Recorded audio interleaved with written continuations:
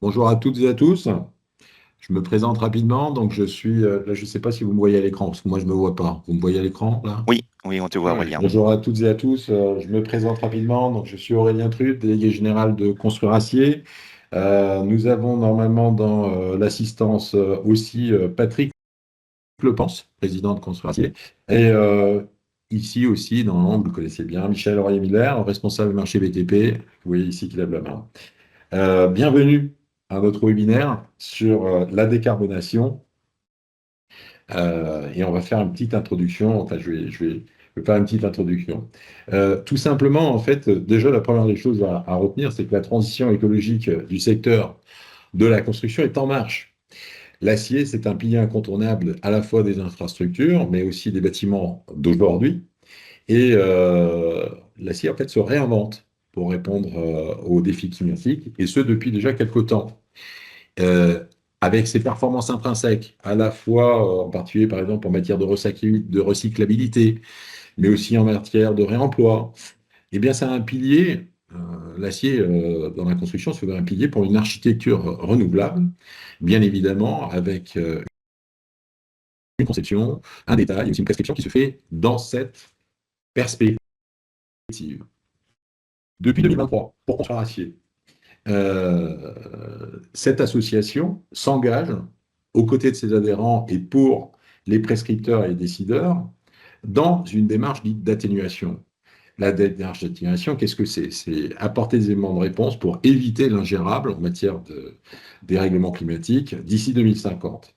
Il y a plusieurs piliers. Le premier des piliers, c'est la décarbonation, donc la recherche de solutions bas carbone, de décarbonation aussi des process. Un autre pilier, c'est celui de la mixité des matériaux, l'association des matériaux, des bons matériaux au bon endroit, ce qui se fait depuis toujours. Et aussi, après, le dernier pilier, et pas des moindres, c'est le domaine associé à la notion d'économie circulaire. On peut parler de recyclage, mais aussi de réemploi, de réhabilitation, de transformation. Il y a même un dernier pilier qu'on ne mentionne pas, parce que tout simplement, en fait, on le fait depuis toujours. C'est la question dite de la sobriété, le recours minimal à la matière, tout simplement, ben, d'un point de vue économique, ça a toujours été le cas. Alors, rapidement, hein, je ne vais pas passer trop de temps sur la présentation de Construire Acier, je pense que vous êtes un certain nombre à nous connaître. En fait, on est un organe d'information sur l'acier dans la construction. On est aussi le représentant en matière de communication auprès des prescripteurs et des décideurs dans tout ce qui est domaine de construction de toute la filière, l'amont à l'aval. Et ici, vous voyez les membres. Donc, vous avez à la fois des producteurs d'acier, c'est Eurogist, vous avez la distribution, la transformation et aussi l'aval avec les constructeurs que nous avons via le syndicat de la construction métallique, notamment l'Union des métalliers. Et il y a toute une série d'autres organismes qui s'occupent notamment, par exemple, du traitement de l'acier, tel que la galvanisation, la peinture, et aussi le secteur de l'enveloppe. Alors, les activités de construire acier, je ne vais pas revenir dessus trop longtemps. Entre autres, il y a bien sûr des webinaires, tels que celui d'aujourd'hui. Il y a aussi des visites là, de chantiers qui sont organisées au long de l'année pour montrer des réalisations exemplaires. Il y a des conférences avec des thématiques en lien avec l'architecture, les enjeux de l'architecture de la conception durable, avec des conférences, mais aussi des colloques, dont celui qui a eu lieu l'année dernière en février sur la décarbonation. Il y a aussi la production de contenu, à la fois la collection matière qui s'intéresse à l'architecture des villes et industries qui représente les atouts de la filière acier construction auprès des maîtres d'ouvrage industriels. Et c'est le croisement des regards qui permet de favoriser en fait une culture du possible avec ce matériau. Il y a également des actions auprès des étudiants, en particulier les architectes et les ingénieurs, avec une thématique là sur la réversibilité. La réversibilité, c'est quoi? C'est un thème aujourd'hui d'actualité qui impose souplesse, évolutivité des usages, mais aussi des notions de transformation, de démontage, et qui est un concours, la thématique qui est lancée cette année en 2026 avec l'agence Bordas Perro. Je termine par un un sujet et non des moindres, c'est le prix des effets de l'architecture, donc à destination des professionnels, qui porte sur plusieurs catégories d'usages. On a habité, travaillé, apprendre, y a franchir aussi pour les ponts et passerelles. La présidente du jury cette année est Dominique Jacob, une architecte très connue. Et je précise bien cette année, la Styline, qui habituellement se déroule en octobre, aura lieu cette fois-ci. Du fait que c'est 2026, c'est une date anniversaire pour beaucoup d'organismes. Ce sont les 70 ans de l'association Galvazin, ce sont les 70 ans de l'enveloppe métallique du bâtiment, et surtout, ce sont les 140 ans du syndicat de la construction métallique. Et donc, la STIL aura lieu fin janvier, pardon, Fin fin juin, juin. excusez-moi. Et c'est ce qui fait que les inscriptions pour les candidatures pour les projets professionnels sera à un timing raccourci et c'est jusqu'au 20 mars. Je remercie, nous avons parmi nous deux invités, à la fois Jérémy Bouvet, en charge du développement durable chez Imperam, producteur d'acier inoxydable, et aussi Maxime Lazare, délégué général adjoint sauf erreur de l'association A3e, qui est l'association des sidérurgistes et des métaux non ferreux. Le webinaire d'aujourd'hui fait suite à un colloque qui a porté sur l'ensemble de la décarbonation pour l'ensemble de la filière l'année dernière en février. Mais bien évidemment, l'actualité amène son lot d'évolution et donc il est important de faire une mise au point, en particulier. Aujourd'hui, ce sera sur l'amont de la filière acier et construction et avec les sidérurgistes. Je passe la parole à Michel qui va poursuivre les échanges avec nos deux invités. Oui, bonjour, merci Aurélien pour cette très bonne introduction. Très rapidement, en effet, donc ce webinaire, il fait en effet suite à un colloque où on avait fait intervenir une quinzaine d'orateurs de l'amont à l'aval. Et donc ce premier webinaire que l'on a aujourd'hui, on amènera d'autres où on fera intervenir effectivement les autres pans de la construction et de la filière, avec par exemple peut-être même d'autres sidérurgistes et puis des constructeurs ultérieurement. Pour l'instant, on est là effectivement avec deux orateurs. On aura plus de temps d'échanger avec eux parce que voilà, en février dernier, on n'avait pas beaucoup de temps d'échange. Là, on va vous laisser des questions. Donc en fin de webinaire, on pourra même éventuellement proposer d'ouvrir des micros, mais pendant tout le long du webinaire, on a deux possibilités de poser des questions. On a la fenêtre de conversation et puis on a la fenêtre de questions-réponses où on essaiera de modérer, moi et ma collègue Virginie, on essaiera de répondre à la plupart de vos questions. Et si on n'arrive pas, si on n'y parvient pas, si nos orateurs n'y parviennent pas, on essaiera de vous répondre ultérieurement. Voilà, donc sans plus attendre, je vais laisser la parole donc à Maxime Lazare, effectivement, délégué général adjoint de A3M. On s'intéresse surtout au troisième M, puisque donc A3M, c'est l'Alliance des minéraux, métaux. Aujourd'hui, on parlera beaucoup d'acier. Mais voilà, Maxime couvre tout un pan de l'amont. C'est à toi, Maxime. Et merci.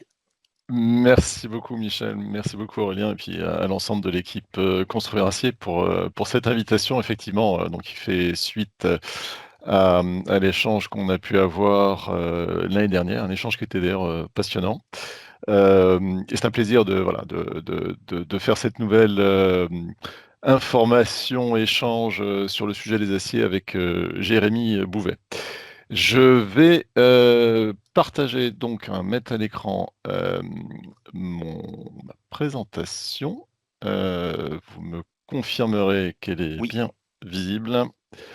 Et ben très c'est bien. parfait. Alors on va commencer.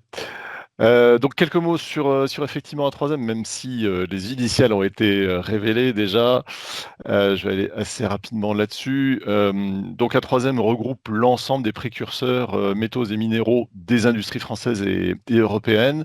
Ça veut dire quoi? Ça veut dire que les acteurs qui sont présents au sein d'A3M sont depuis l'extraction jusqu'au recyclage des métaux, en passant par la production et la transformation.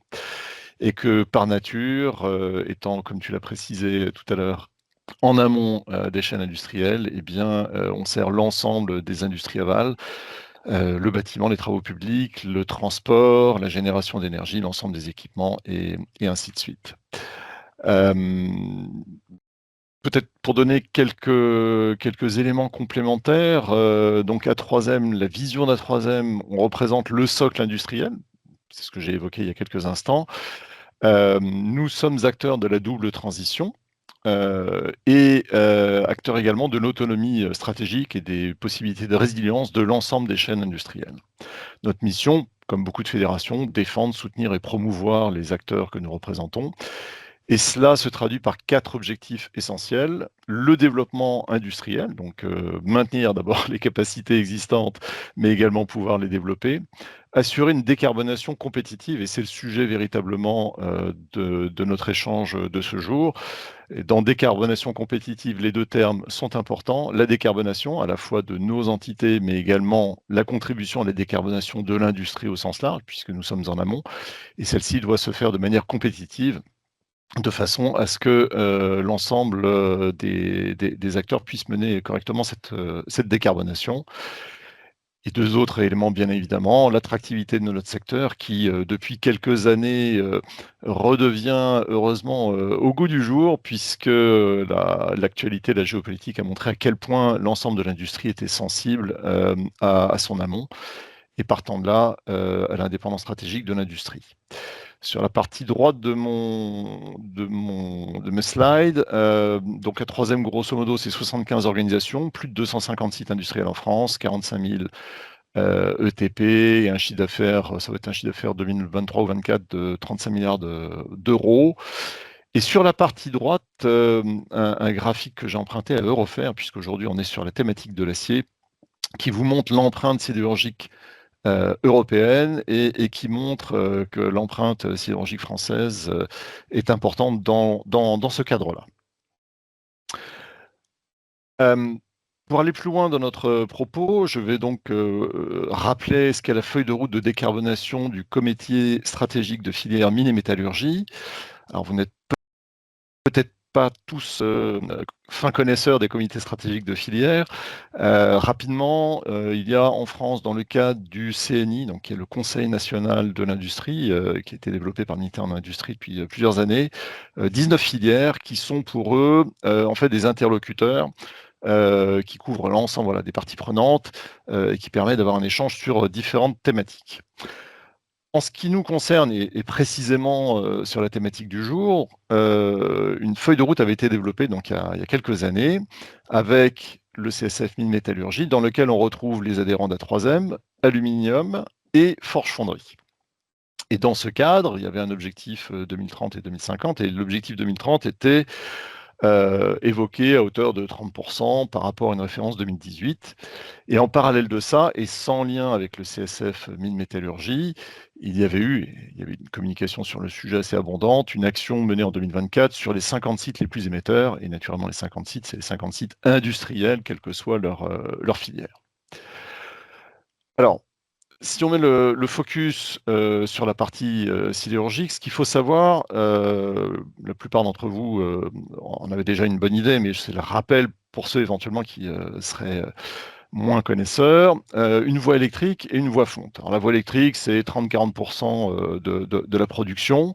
Et là, on parle de sujets tels que l'efficacité énergétique, l'utilisation d'acier usagé de qualité, des évolutions d'agents réducteurs, de la capture carbone, et puis en aval de la partie que j'appellerais chaude de nos process, l'électrification de certains procédés. Et puis sur la partie droite, donc sur la voie fonte, 60-70% de la production française, des sujets d'efficacité énergétique également, d'intégration croissante d'acier usagé, d'évolution d'outils industriels, et notamment sur les hauts fourneaux, et de capture carbone. Voilà, donc grosso modo ce qui était dessiné dans les grands axes. Alors, pour aller un peu plus loin et plus en détail, peut-être quelques compléments sur la nature des aciers, les procédés de fabrication et donc les voies de la décarbonation. Alors c'est un peu peut-être compliqué, mais j'espère qu'à l'écran, vous vous y retrouverez.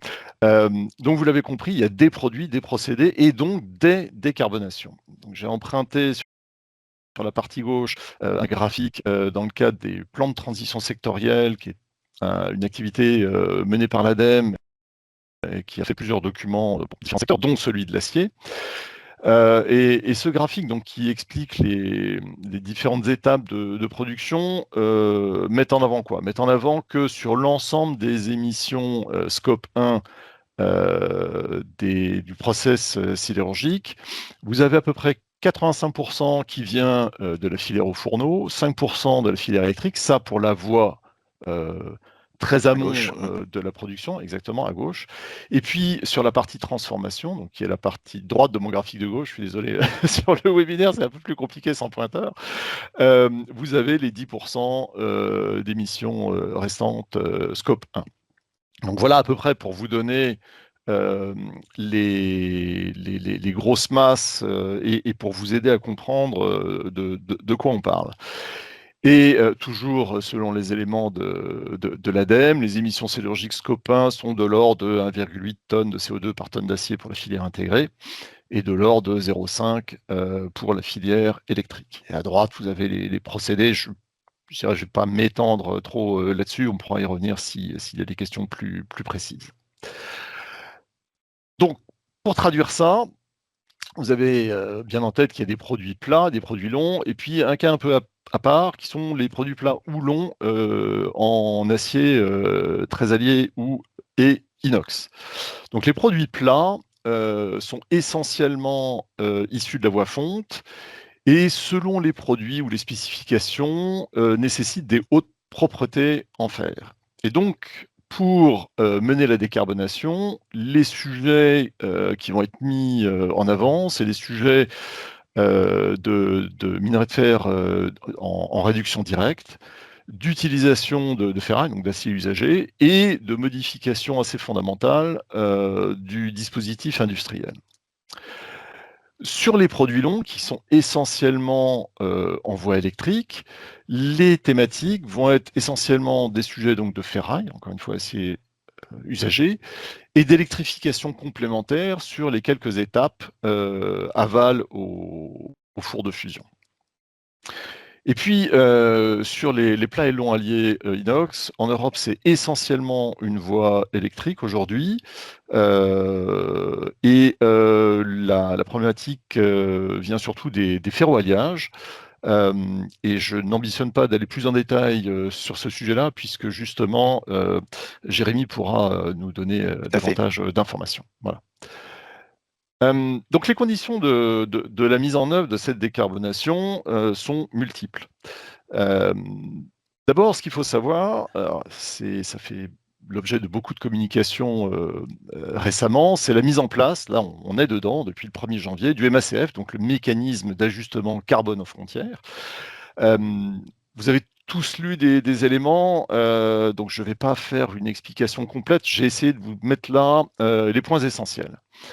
Donc, le MACF a été mis en œuvre après une longue période d'essai, de tests de l'ordre de 2 ans. Et son objectif, c'est un outil de progrès environnemental qui est attaché à des produits et non pas à des sites industriels. Vous connaissez le mécanisme de l'ETS qui, lui, est lié à des sites industriels. Le MACF, lui, vise des produits. Et l'objectif, l'ambition européenne, était de mettre sur un niveau de concurrence identique sur l'aspect environnemental, les acteurs européens et les acteurs non européens. Et ça, pour que les niveaux d'exigence de décarbonation et de coûts liés à la décarbonation soient mis au même niveau. Donc, quelle est la base qui est visée par le MACF? Donc, c'est certains produits en fer et en acier, incluant quelques précurseurs du process, l'aluminium, le ciment, l'engrais, l'hydrogène et l'électricité. Il vise les importateurs qui importent plus de 50 tonnes par an, qui ont donc une obligation annuelle de déclaration des émissions directes, scope 1, des biens importés, et qui doivent restituer des certificats MACF qu'ils auront achetés selon une mécanique un peu spécifique et on pourra développer si vous le souhaitez, mais enfin, on va aller un peu plus vite. Les valeurs d'émissions qui sont déclarées seront auditées. Et le système tient compte de différents paramètres, dont les équivalents MACF, j'aurais dû mettre également le MACF entre guillemets, locaux quand ils existent. Encore une fois, c'est un mécanisme qui vise à ce que les données environnementales soient comparables, et donc s'il y a des dispositifs qui existent dans tel ou tel pays, ils sont pris en compte. Et la montée en charge sera progressive, donc depuis le 1er janvier, et à horizon 2034, le système sera pleinement mis en œuvre. Alors, le MACF aujourd'hui, il a des imperfections. Il y a des risques de contournement. Vous avez peut-être entendu parler de notion de resource shuffling. Alors, le terme est pas très beau, il est difficile à traduire, mais grosso modo, il revient à dire que certains acteurs non européens pourraient être tentés, dans leur dispositif industriel, de faire un choix et de se dire qu'ils ont tel morceau de leur process avéré ou pas, qui environnementalement serait voilà, plus vertueux et ils exporteraient de manière privilégiée ces productions à destination de l'Europe sans pour autant décarboner l'ensemble de leur dispositif de production. Et ça, on voit bien que c'est à l'envers du principe du MACF qui vise à ce que l'ensemble de la planète soit préservé des émissions carbone, et donc pas juste une histoire de comptabilité, si je peux le tourner comme ça. Donc voilà, donc il y a un risque effectivement de ce point de vue-là, de cette forme de contournement, complexe mais réel. Pour que le système du MACF soit efficace, il a fallu mettre en place des benchmark process. Difficulté, des solutions étaient trouvées, mais pas totalement étanches. De la même manière, sur les produits visés, certains ont été oubliés. Il y aura besoin d'audits, comme je l'ai évoqué. Hein, pour ça, il y a des textes qui ont été mis en place et une bonne traçabilité des flux, encore une fois, pour que le MACF soit efficace. Il y a le sujet alors du melt and pour, autre terme que peut-être certains d'entre vous ont entendu. Il s'agit, dans une traduction un peu directe, de fondu coulé. Vous l'avez vu dans mes slides précédents, vous avez la phase amont qui est importante et qui est finalement la plus émettrice, dans laquelle on part soit du minerai, soit de ferraille usagé qui va être fondu, coulé, puis ensuite laminé. Comme c'est le plus émetteur, on veut être certain qu'il y a une bonne traçabilité dans le système pour que ce qui en fait va être le marqueur du MACF puisse être bien pris en compte dans les importations et les certificats MACF. Le secteur aujourd'hui n'est pas véritablement couvert, il le sera et peut-être partiellement à horizon 2028, donc c'est encore un point de discussion. Il y a le sujet du perfectionnement actif, hein, qui permet en fait à certains opérateurs européens de sourcer de l'acier extra-européen, de le transformer et de le réexporter sans qu'il y ait de certificat MACF pris en compte, ce qui est problématique. Et puis enfin, il y a l'exportation d'acier extra-européen, vers des pays non européens, de la part d'acteurs européens, qui supportent donc le coût de la décarbonation et pour lesquels on n'a pas encore trouvé de solution véritablement acceptable dans ce cadre. Il y a également un autre outil de protection qui est aujourd'hui en projet, même si ses contours sont pour le moment définis d'une certaine manière. La mise en œuvre est prévue à partir du premier semestre, dans une date encore à déterminer, et qui vise à protéger les acteurs européens des relargages, alors je suis désolé, mon terme n'est pas très beau, de volume en Europe de la part d'acteurs non européens du fait de leur surcapacité. Alors ça, c'est une vraie problématique. Et là, vous avez bien compris que ce n'est pas un outil environnemental, hein, c'est un outil de protection douanière. Il vient, alors si je peux dire dans la continuité, c'est pas vraiment la continuité, puisque c'est un outil différent de la clause de sauvegarde qui est encore en vigueur, mais qui arrive à terme et qui ne rend plus finalement sa mission de protection parce que voilà, il a été pensé à un autre moment et sa mécanique finalement aujourd'hui n'est plus efficace. Aujourd'hui, ce qui est envisagé, c'est que ce soit la même base produit que la sauvegarde qui soit inclus dans le système, donc c'est une protection qui n'est pas complète. On a le même sujet du fondu coulé, qui est également une problématique et un risque de contournement.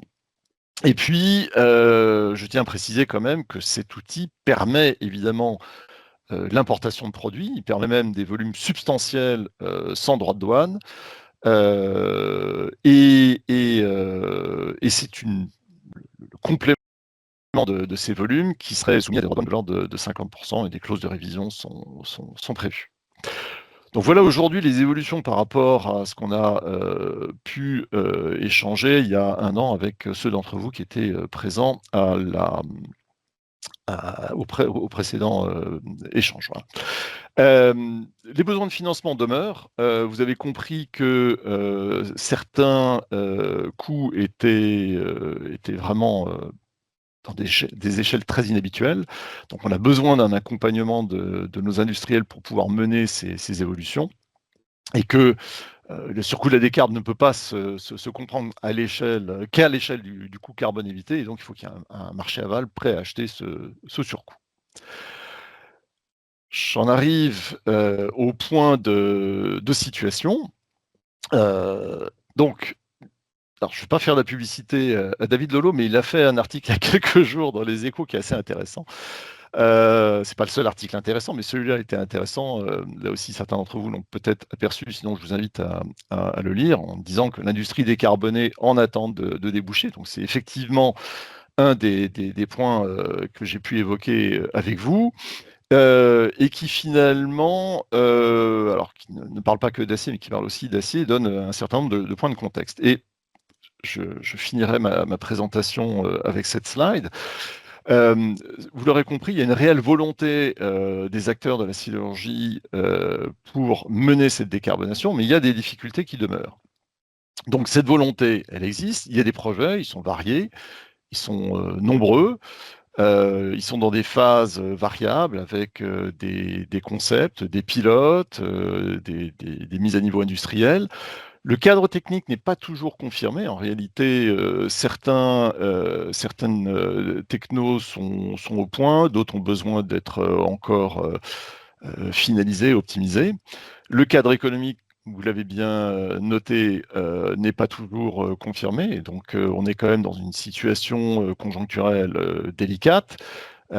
Avec voilà, des menaces qui demeurent, des niveaux d'importation qui sont forts, un niveau de marché qui reste faible par rapport à des historiques, et des charges usines qui sont en Europe à des niveaux insuffisants.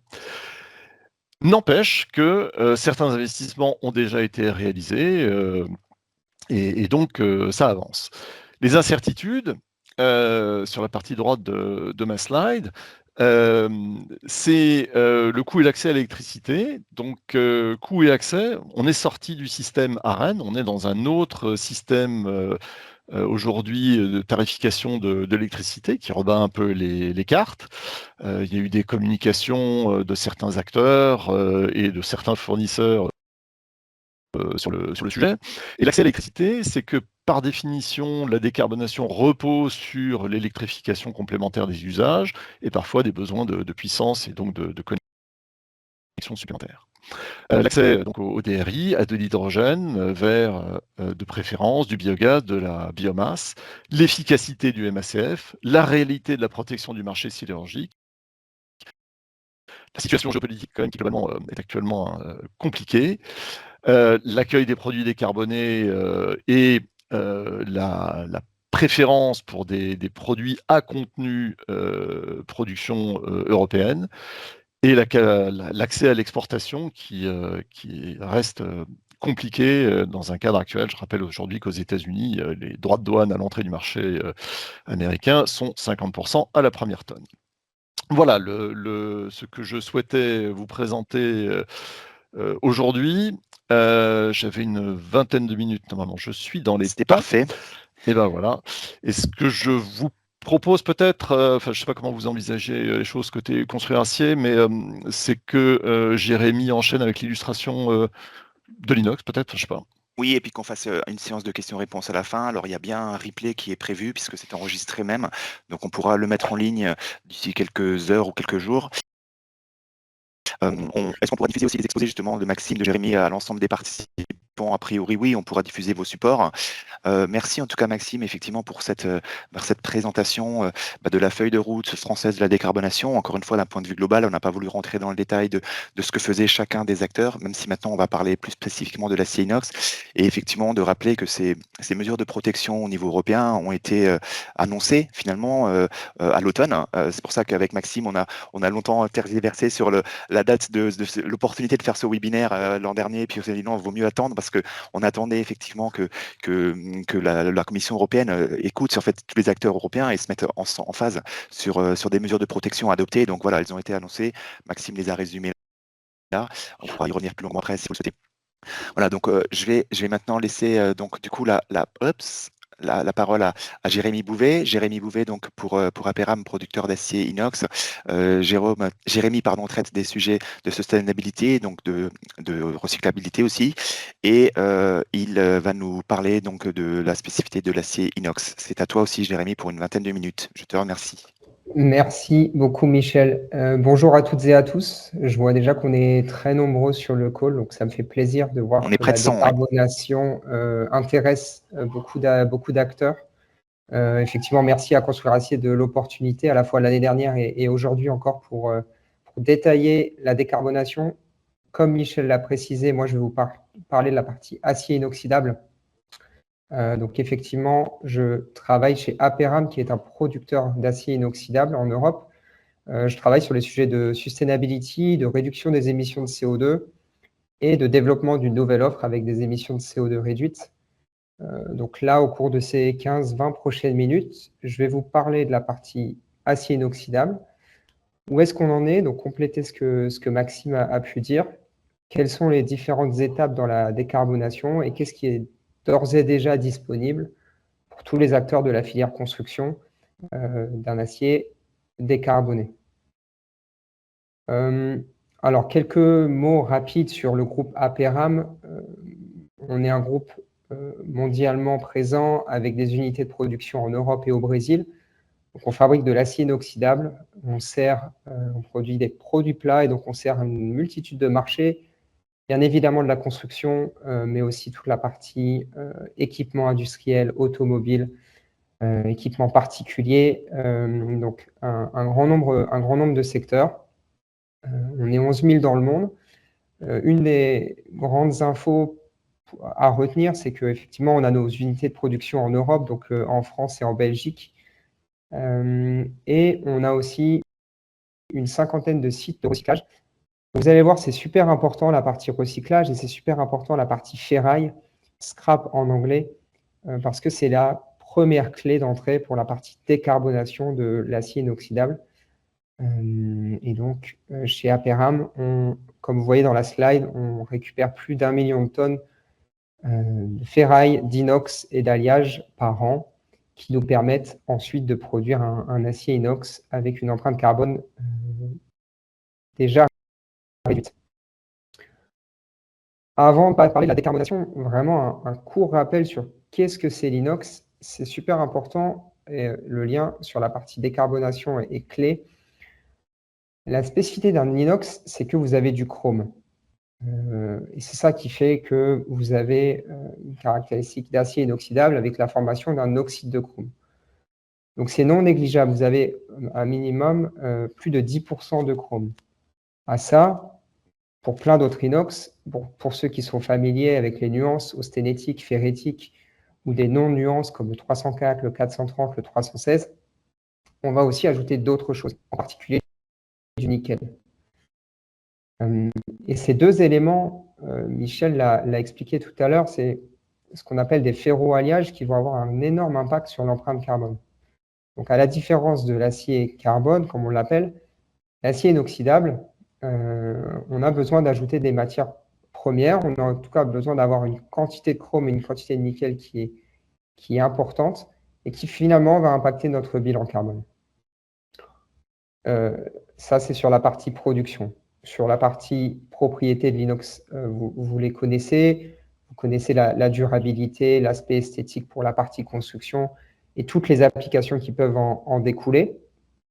Une autre info intéressante, je parlais de recyclage, c'est que l'inox est recyclable à l'infini.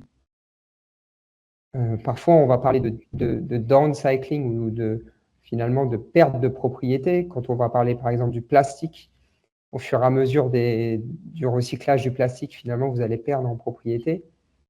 L'avantage de l'inox, c'est que vous pouvez le recycler de manière infinie et refaire un inox et vous aurez toujours un inox avec la même qualité, les mêmes propriétés mécaniques. Et donc, c'est en ça où la filière de récupération des déchets métalliques est importante et nous permet, au cours des années et des décennies, de produire des inox avec un fort taux de matière recyclée. Alors, sur la production de l'inox, tout à l'heure, Maxime l'a rappelé, en inox, pour fabriquer un inox en Europe, on est en filière électrique. Donc, c'est une version très simplifiée du schéma de production. M'en voulez pas, mais c'est pour donner aussi quelques grands ordres de grandeur. Donc, pour fabriquer un inox, vous avez un four électrique dans lequel vous mettez principalement des ferrailles. Donc, en Europe, on est en moyenne autour de 80% de matière recyclée en entrée. C'est-à-dire que vous mettez 80% d'inox, d'acier carbone en entrée de votre process, que vous mettez dans un four électrique, vous chauffez et vous fondez. Puis ensuite, vous faites toute la partie downstream, donc toute la partie laminage à chaud et laminage à froid. Cependant, sur le graphique, vous voyez aussi qu'il y a une partie ferro-alliage. Donc, c'est ce que j'évoquais tout à l'heure. Le ferrochrome, le ferro-nickel. Donc, c'est tout ce que vous allez devoir ajouter en plus pour obtenir un inox et pour être à la composition finale. Les ferro-alliages ont un énorme impact sur le CO2. Donc, malgré 80% de matière recyclée en entrée, finalement, les 15-20% restants que l'on va devoir ajouter ont un énorme impact sur le scope 3. Donc ici, vous voyez le scope 3 avec un ordre de grandeur qui est finalement beaucoup plus important que les ferrailles qui arrivent en train, en bateau ou en camion et qui sont recyclés, mais aussi que tous les autres scopes, scope 1 et 2, qui sont à la suite du process. Je précise juste qu'on parle de scope 3 parce que ce sont les émissions indirectes justement provenant de ces achats de ferro-alliage. Exactement. Donc effectivement, quand on parle de CO2, c'est très bien de le rappeler. Il faut effectivement toujours regarder scope 1, scope 2 et scope 3. Scope 3 ici qu'on appelle amont, upstream, 3.1 dans les notions de scope. Et c'est ce que vraiment on doit regarder. Et c'est ici qu'on doit absolument réduire. Sur le scope 1 et 2, il y a effectivement des choses à faire et je vais vous le montrer. Bien évidemment avec l'utilisation de gaz sur toute la partie du process, mais vraiment principalement plutôt sur la partie downstream, donc la partie laminage à chaud et laminage à froid. Et enfin, on utilise beaucoup d'électricité. On a la chance d'avoir des unités de production en Europe, en France et en Belgique, d'avoir des énergies décarbonées, des énergies renouvelables. Mais malgré tout, le scope 2 continue de représenter une part non négligeable sur laquelle on doit également travailler. Donc ça, c'est l'état des lieux. En Europe, on produit de l'inox avec une filière électrique. Donc on est déjà en filière électrique, mais on doit aller plus loin pour réduire ce scope 3 et réduire ce scope 1 et 2 sur tout le procédé. Alors justement, ce graphique pour donner des ordres de grandeur, des facteurs d'émission ou des valeurs de CO2. Et puis ça répondra à une question qui a été posée justement, donc vas-y. Super. Alors, sur ce graphique, vous avez différentes routes de production et vous avez la valeur de CO2, donc le facteur d'émission. Vous avez une échelle qui va de 0 ici jusqu'à 11 ici. Alors, je commence par la droite. Ici, vous avez la production d'inox avec une filière européenne, avec un four électrique et plus que 80% de scrap. On est dans un ordre de grandeur autour de 2 tonnes de CO2 par tonne. Ça va bien évidemment dépendre des nuances, dépendre des producteurs, mais vous êtes entre 2 et 3 tonnes de CO2. Si par contre, vous passez sur une autre filière, donc une filière non européenne, vous allez pouvoir aller en moyenne mondiale, la moyenne est donnée autour de 6 tonnes de CO2, avec un taux de matière recyclée de scrap autour de 40%. Et si vous produisez de l'inox avec une route de production sans matière recyclée, on est autour de 10. Donc déjà, le premier enjeu, vous l'avez compris, c'est que la décarbonation de la production d'inox, elle passe évidemment par l'utilisation de fours électriques, mais elle passe surtout par l'utilisation de beaucoup de scrap. Comme vous l'avez vu, on a besoin d'avoir du chrome, du nickel. Si ce chrome et ce nickel, vous l'amenez à partir de la mine, finalement, vous avez un énorme impact. Donc le ferro-nickel, c'est la petite légende qui est en bas du graphique. Je précise juste le NPI, là, voilà. Un type de ferro-nickel. Exactement. Donc cet aspect-là est très important. Donc, bien évidemment, ici, on est sur des acteurs français. Vous achetez de l'acier en France, mais il y a aussi des imports qui arrivent. Donc, c'est aussi un point très important à comprendre, à la fois dans les achats, mais à la fois aussi dans les analyses de cycle de vie que vous allez pouvoir faire. C'est de comprendre le process et de comprendre finalement où est-ce qu'on a pu fabriquer cet inox et quel peut être le facteur d'émission. Donc le premier volet, le premier levier de la décarbonation de l'acier inoxydable, la maximisation du scrap. Bien évidemment, il y a aussi d'autres leviers. Donc scope 1 et 2, je l'ai évoqué, on utilise beaucoup d'électricité. Donc ça veut dire qu'il faut utiliser beaucoup de renouvelables ou beaucoup de nucléaire si on veut descendre l'impact carbone, CO2, juste carbone. On utilise aussi beaucoup de gaz. Donc, bien évidemment, il y a toute la partie optimisation énergétique pour réduire au maximum la consommation de gaz. Et puis, quand finalement, on a quand même besoin de chauffer, on va passer sur la partie électrification. Donc ça, ce sont des énormes projets pour remplacer le gaz et passer à l'électricité et donc finalement réduire énormément notre scope. Donc ça, c'est des sujets très classiques que vous allez retrouver dans beaucoup d'industries, bien évidemment, l'optimisation énergétique, l'utilisation d'énergie renouvelable. Et la spécificité de l'inox, comme je l'ai évoqué, c'est le scope 3. Vous l'avez vu, la bulle est très importante pour la partie scope 3. Elle passe par le recyclage des ferrailles, le recyclage de tout ce qui est possible, donc les poussières, les résidus. Elle passe bien évidemment par un approvisionnement en ferroalliage avec un impact CO2 plus faible. Donc, pour toute tonne additionnelle qu'on va devoir rajouter, la décarbonation, elle passe par travailler avec des fournisseurs qui eux-mêmes réduisent leur impact carbone et donc sont capables de nous livrer des matières recyclées avec un plus faible impact. Et elle passe aussi par de l'innovation. Donc ça, c'est un cas chez Aperam, d'une entreprise que nous avons développée qui s'appelle Botanickel, où l'objectif, c'est de produire du nickel à partir de plantes et donc de réduire l'empreinte carbone et de finalement réduire l'impact de la mine en dépolluant un sol et en récupérant du nickel d'un sol pollué. Donc la réduction du CO2 pour l'inox, elle passe bien évidemment dans nos usines, mais elle passe aussi surtout avec nos fournisseurs et l'utilisation de scrap. Donc ça, c'est la situation actuelle, la situation européenne. Mais vous entendez aussi parler d'inox bas carbone, bas CO2. Parfois, on parle de green steel. Je ne suis absolument pas fan avec ce terme de vert, mais finalement, c'est un mot qui est passé dans le langage presque courant. Donc, il y a déjà des solutions qui existent. Ça existe pour les aciers carbone et ça existe aussi pour la partie acier inoxydable. Alors là, c'est le cas d'Aperam, mais comment c'est possible de faire ça?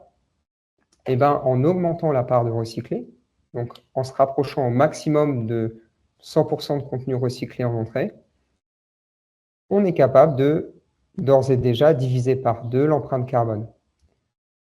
Donc, vous vous rappelez, tout à l'heure, j'évoquais un facteur d'émission autour de 2 tonnes. Avec des solutions bas CO2 pour la partie inox, c'est possible de descendre autour de 1 tonne. Ce sont des produits qui sont déjà en vente, sur différents secteurs.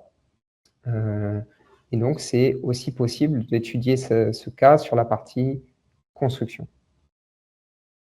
Alors, cet aspect d'inox bas carbone, bien évidemment, il est super important si on est capable de le justifier.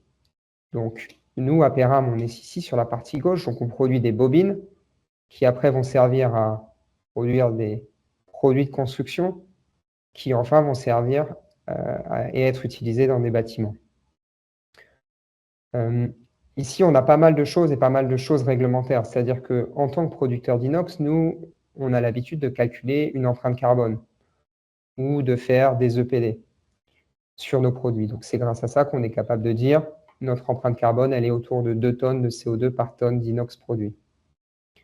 Mais ensuite, l'étape suivante, c'est le produit de construction en lui-même et finalement les FDES, qui sont une spécificité française, comme vous le savez.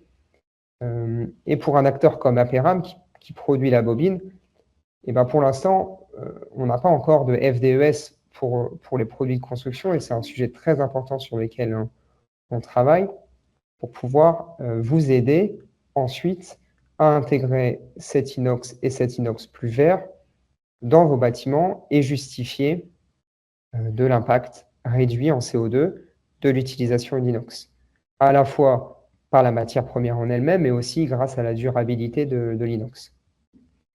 Alors là, je vous pose une petite question pour la suite. Vous aussi, vous allez m'en poser, mais moi aussi, je vous en pose une sur ce sujet des FDES. Et quelle influence ont les FDES sur le choix de la matière, et en particulier sur la partie acier décarboné. Il me reste juste 2 petites slides sur cette partie CO2. Bien évidemment, on regarde le CO2 dans la production de l'inox, mais c'est aussi grâce à la durabilité de l'inox sur sa durée de vie totale qu'on est capable de réduire le CO2. Donc, d'ores et déjà, l'inox a l'avantage d'être très durable, de nécessiter très peu de maintenance comparé à d'autres matières. Donc, de base, sur la durée de vie complète d'un projet, on est capable d'être plus bas en impact carbone et en impact sur les différents leviers. Et finalement, en utilisant un inox encore plus décarboné, on va pouvoir aller plus loin et réduire encore.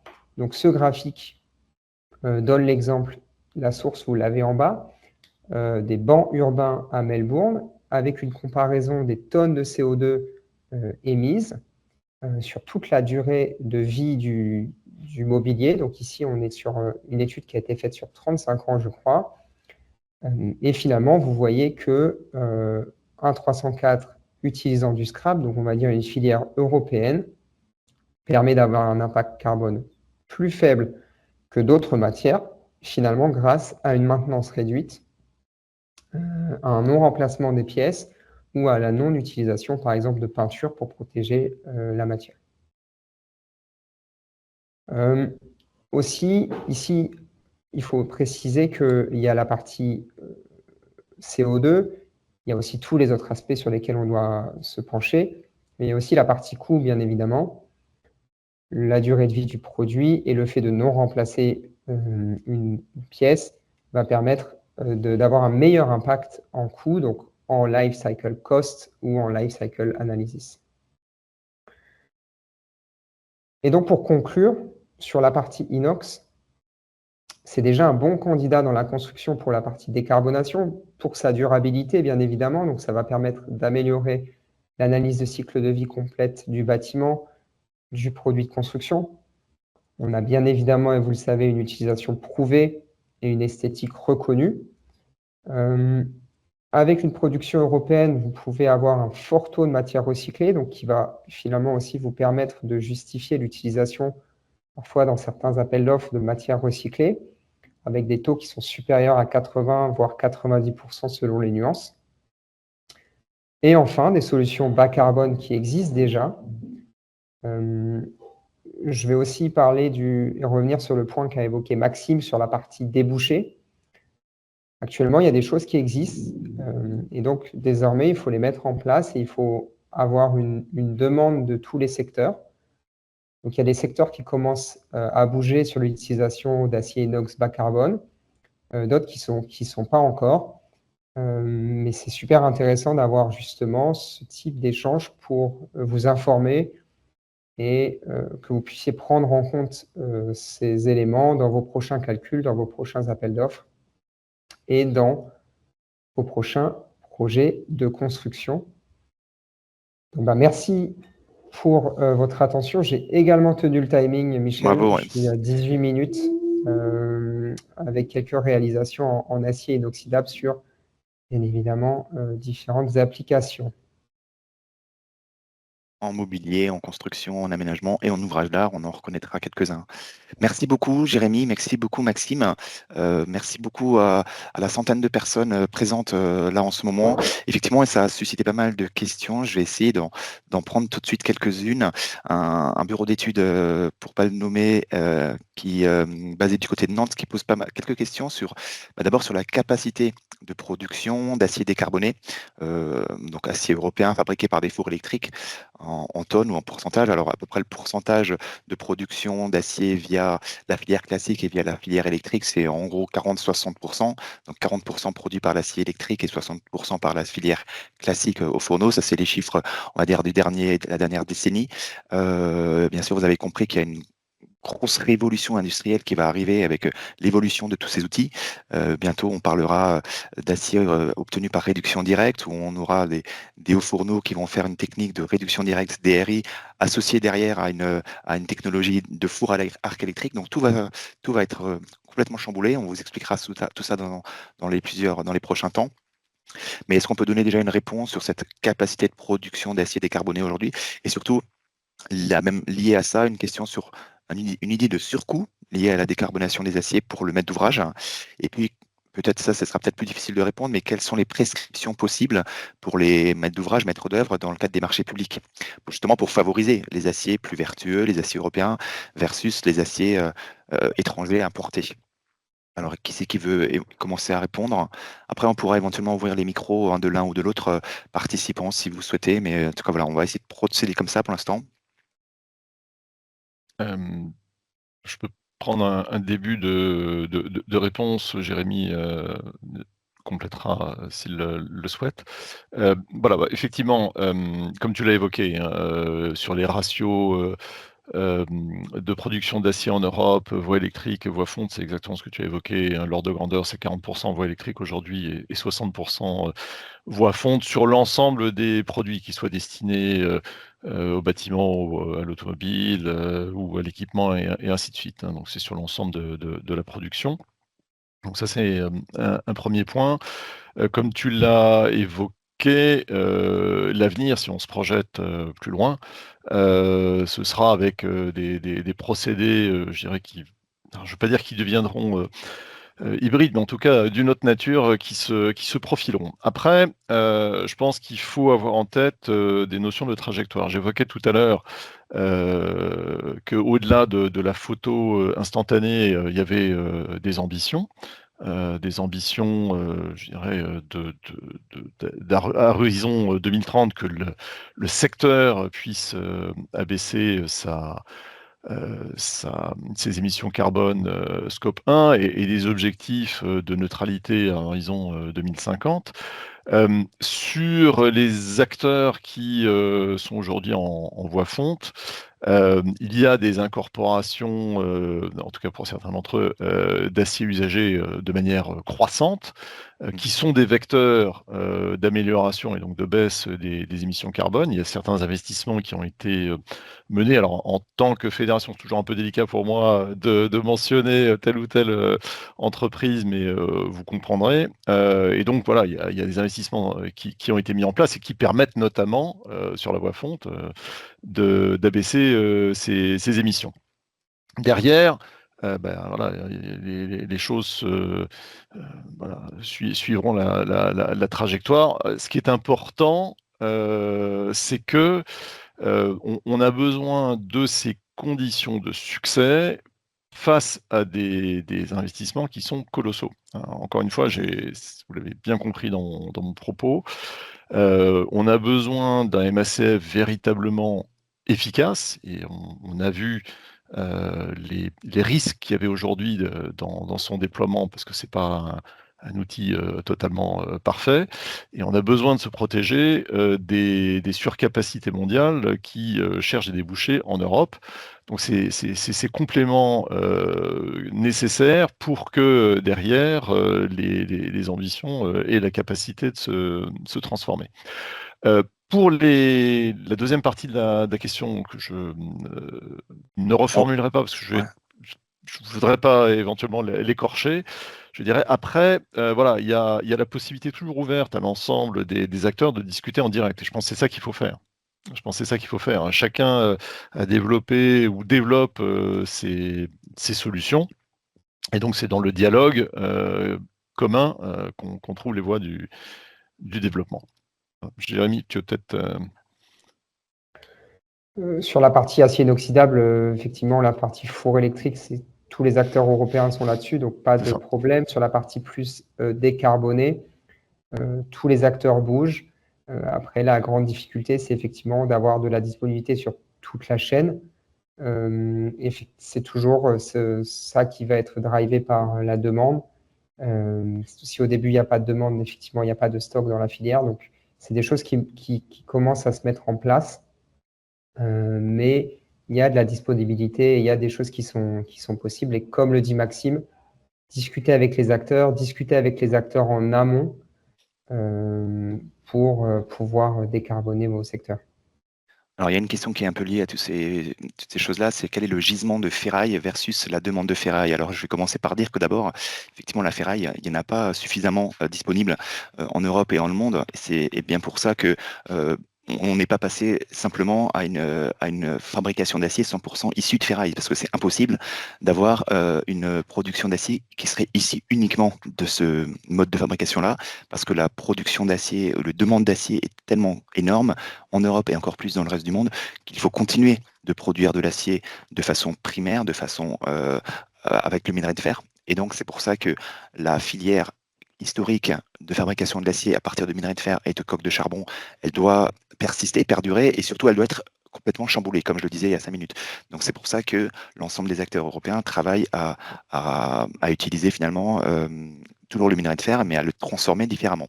Et on parle bien de réduction directe parce que finalement, on fait une réduction chimique. Donc, on va le minerai de fer, c'est un composé avec du fer et d'oxygène, Fe3O2, si je ne me trompe pas, pardon. Et puis, on va le transformer donc en fonte puis en acier via la filière fonte avec une phase dans les hauts fourneaux, puis après au convertisseur dans la scierie.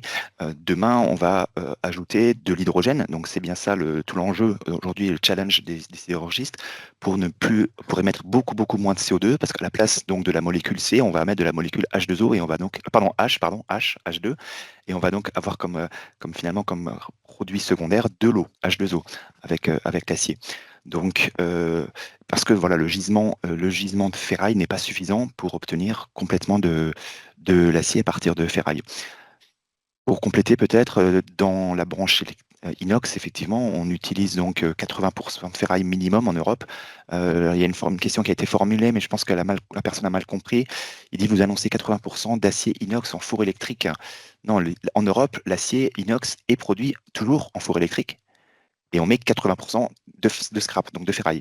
Donc, je pense que la personne avait mal interprété le propos de Jérémy. Et dans les aciers courants, alors comme on disait, hein, les produits plats et les produits longs ne sont pas obtenus de la même façon, et donc on n'utilise pas le même pourcentage de ferraille. Mais je tenais à rappeler que même dans la filière primaire, donc utilisant un haut fourneau, et ben, au moment où on transforme la fonte en acier, justement, dans la scierie, on rajoute aussi des ferrailles. Donc on a aussi besoin de ferraille à cette étape-là, même dans la filière fonte, dans la filière classique au fourneau. Qu'est-ce qu'il y avait d'autre comme question? Alors, je ne sais pas si Maxime ou Jérémy, vous souhaitez compléter par rapport à cet échange sur les gisements de ferraille. Une question, alors, c'est un certain monsieur Bloom, donc de chez SCE. Je vous inviterai à contacter peut-être directement les producteurs d'acier inox parce que vous avez pas mal de questions en effet intéressantes. Alors, j'en prends une là. L'inox 316L est-il plus ou moins impactant que de l'acier autopatinable en termes d'émissions CO2? Alors, l'acier autopatinable, parce que c'est pas le sujet d'aujourd'hui, mais il a des émissions de CO2 finalement donc si on parle des étapes A1, A3 en termes de production d'acier, elles sont sensiblement similaires à un acier ordinaire, un acier courant, un acier donc non inox standard. L'avantage principal de l'acier autopatinable, c'est que vous n'avez pas besoin de le protéger outre mesure parce que lui, il a un oxyde de fer qui va se protéger avec des éléments différents encore. Là, on parlera notamment de cuivre et de phosphore aussi. Et donc, le fait que vous n'avez pas besoin de le protéger, de le maintenir de façon régulière, vous avez sur l'ensemble du cycle de vie de ce matériau un très bon taux d'émission de CO2. Donc, il sera très intéressant pour des projets en ouvrage d'art, effectivement, parce que vous abaissez les émissions de CO2 sur l'ensemble du cycle de vie. Jérémy, peut-être tu n'es pas spécialisé sous patinable, c'est pour ça que je me suis permis d'anticiper.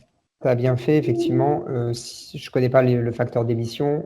Par contre, pour la partie 316L, étant donné que vous avez du moly, donc en plus, le facteur d'émission est légèrement supérieur. Donc, on ne va pas parler de 2 tonnes de CO2, mais on va plutôt être entre 2,5 et 3 tonnes de CO2 pour un inox classique.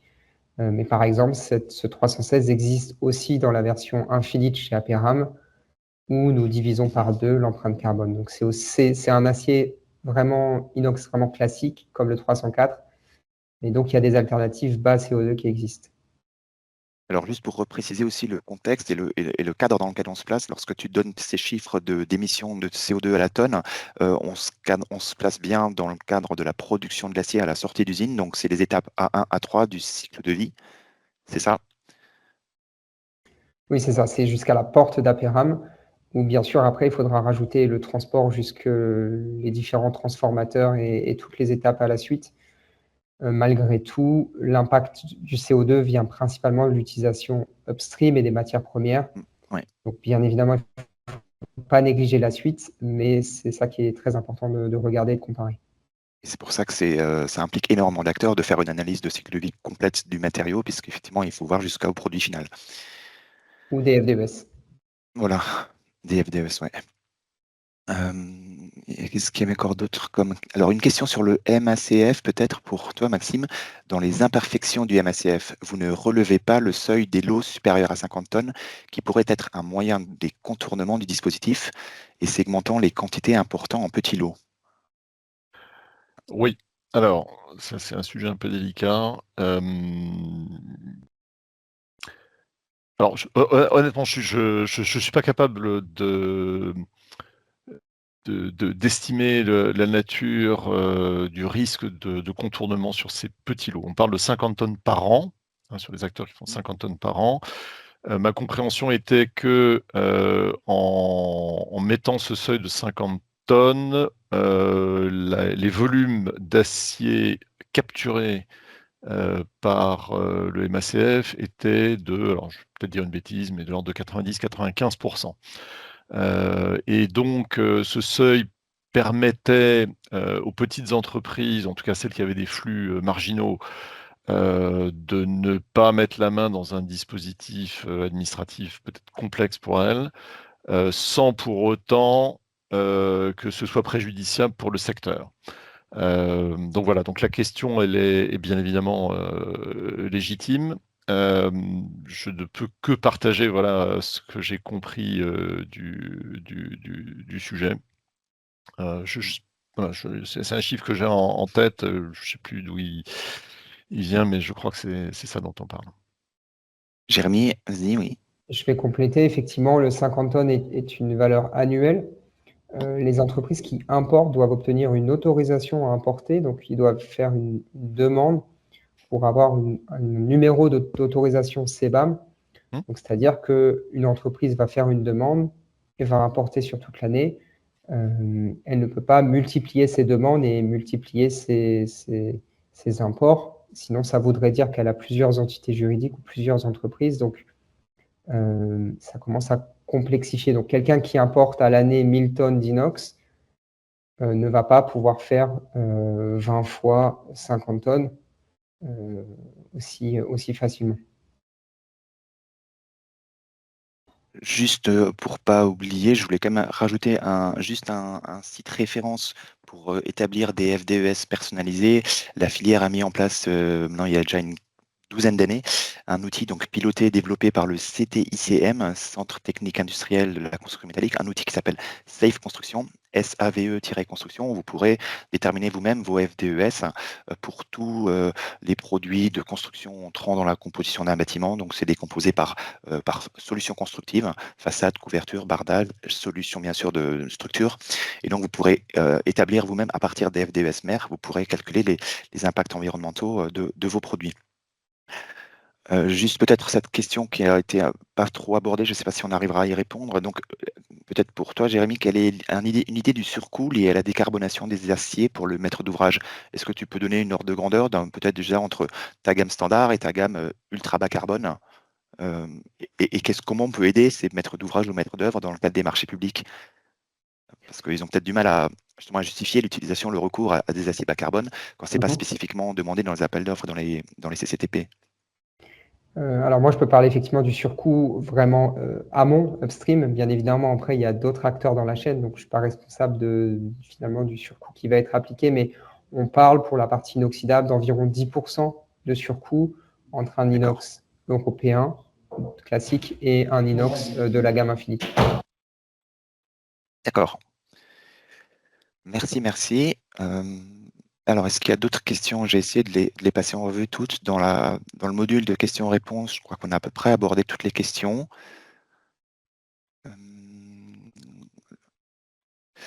Rappelle peut-être aussi votre capacité de production, parce que, alors, tout confondu, Aperam, tu l'avais dit, je crois, la capacité de production annuelle, On c'est produit un peu plus d'1 million de tonnes en Europe. 1 million de tonnes, ouais. Ouais. Sur un marché européen qui est de 5 millions d'acier inoxydable. Alors, est-ce que je regarde une question d'une entreprise de construction métallique, peut-être que j'avais oublié de remettre en place, enfin remettre ici. Un peu plus de précision peut-être, s'il vous plaît, sur ce que vous mettez, ce que tu mets, Maxime, dans, entre guillemets, la réalité de la protection du marché sidérurgique. C'est-à-dire, Ok. comment comment sera concrétisée ces mesures de protection de la sidérurgie? Oui. Alors, encore une fois, donc ça ne porte pas sur le MACF, hein, je conclus que c'est plutôt sur l'outil douanier. Bah, déjà, il faudra voir quelle sera sa mouture définitive pour voir si, par rapport à ce que je vous ai partagé, quel sera le texte définitif, sa date de mise en place et donc son efficacité réelle. Et comment on mesure ça? Ben, c'est s'assurer qu'il y a une capacité pour les acteurs européens de remonter leur taux d'utilisation de production et une maîtrise des importations. Donc derrière, ben, il va falloir un petit peu de temps pour que ces outils se développent. Et encore une fois, en fonction de leur design complet, ils auront un potentiel plus ou moins confirmé. Bon, je ne peux pas donner de réponse plus précise que ça à l'heure actuelle, dans la mesure où effectivement le texte aujourd'hui n'est pas encore totalement Oui. Ah, finalisé et deux mis en œuvre. en tout cas, voilà, on a bien compris que l'industrie sidérurgique avait besoin d'être protégée, entre guillemets, face aux importations massives pour continuer à décarboner. Exactement. Disons en résumant comme ça. Une question qui est arrivée là, donc, alors je la lis direct. Les aciers de la voie électrique arc furnace, donc four à arc électrique, bénéficient-ils aujourd'hui de marquage NF? Si oui, bénéficie-t-on de différents fournisseurs? Alors, on va parler d'inox pour l'instant. Jérémy, peut-être? Je suis pas un spécialiste sur ce sujet, donc pour moi, la Ouais, réponse est oui, mais je préfère vérifier et qu'on puisse répondre à cette personne séparément. ouais.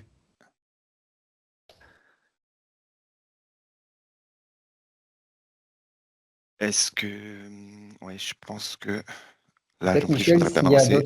s'il y a d'autres questions, les lister et qu'on puisse répondre Oui, bien sûr. Ouais. aux différentes personnes, parce que j'imagine qu'on n'a pas pu répondre à toutes les questions. Alors, il y a une question qui vient là encore sur l'hydrogène. Donc, l'hydrogène pour transformer les process. La solution de l'hydrogène est-elle une solution envisageable à court terme ou est-elle encore à l'état d'idée et ne sera active que dans 10-15 ans? Alors, je ne sais pas si quelqu'un veut répondre, ou je me tourne même vers Aurélien, hein, si tu veux apporter une réponse supplémentaire. Là, il y a beaucoup d'entreprises sidérurgiques qui, effectivement, révolutionnent leurs outils, leurs process. On fera, a priori, dans quelques temps, un prochain webinaire avec un autre sidérurgiste européen qui parlera concrètement de ces transformations et de ces investissements massifs, de ces nouveaux outils. Et, et puis, rappelez-vous, on a fait un colloque assez long, détaillé, où on a fait intervenir tous nos acteurs. Il présentait cet acteur une date, on va dire, à horizon 2028-2029 pour euh, la, la, dis- la mise en place des premiers aciers obtenus par réduction directe par l'hydrogène.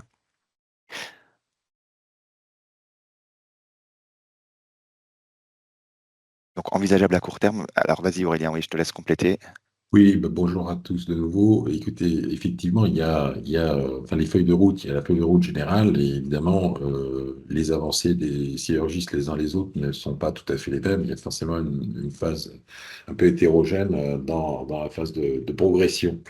Euh, Il y a forcément toujours quelques pionniers, hein. Je pense que on ne peut pas passer sous silence déjà le fait qu'il y ait, par exemple, la série nordique SSAB qui aujourd'hui a signé un partenariat, par exemple, avec Eiffage Métal pour la délivrance de tôles décarbonées, faisant appel, sauf erreur, justement, à la réduction directe du minerai de fer, donc à la technologie DRI. Il y a aussi d'autres sidérurgistes, je ne vais pas tous les citer, mais qui clairement sont engagés aussi dans une démarche où justement ils s'engagent dans cette solution de l'hydrogène. Et donc on ne parle pas d'une solution qui ne sera active que dans 10-15 ans. Il y a déjà des prototypes qui sont lancés depuis plusieurs années et déjà sur le marché français, il va y avoir des aciers qui feront appel à cette solution d'hydrogène. Alors, est-ce qu'il y a d'autres questions qui sont arrivées? J'ai l'impression que ça m'a pas rafraîchi les questions. Non, non, je ne vois pas d'autres questions. En tout cas, on a largement atteint le timing qu'on s'était proposé de faire. J'espère que on a répondu, en tout cas, on vous a donné un maximum d'informations et encore une fois, on pourra vous envoyer les présentations et le replay sera accessible. Donc, si vous avez des questions ultérieurement, n'hésitez pas à revenir vers nous. Je vais passer quand même en revue les questions et les transmettre à Maxime et Jérémy. Si toutefois on n'avait pas répondu correctement à une question, n'hésitez pas à nous la reformuler peut-être plus longuement dans un mail à l'adresse que je vous ai envoyée l'autre, enfin, mon adresse perso ou alors l'adresse contact de Construacier. On essaiera de vous répondre. On vous donne rendez-vous de toute façon, donc tout au long de l'année, on essaiera de décliner cette décarbonation sur toute la filière de l'amont à l'aval avec d'autres intervenants. On essaiera de parler de protection de l'acier également, de transformation de l'acier. Et puis, de reparler, bien sûr, là aussi, à travers la transformation, je pense aussi aux constructeurs métalliques. Donc, s'il n'y a plus d'autres questions, merci pour ces présentations. S'il n'y a plus d'autres questions, je vous souhaite à tous du coup une bonne journée, une bonne après-midi. Merci d'avoir été aussi nombreux à nous suivre. Et moi, je vous dis à bientôt. Bonne journée et merci beaucoup encore Jérémy et Maxime. Merci. Merci à vous. À très Merci à Bonne bientôt. vous. journée. Au revoir. Au Au revoir. revoir. Au revoir. Et merci Au aux revoir. participants.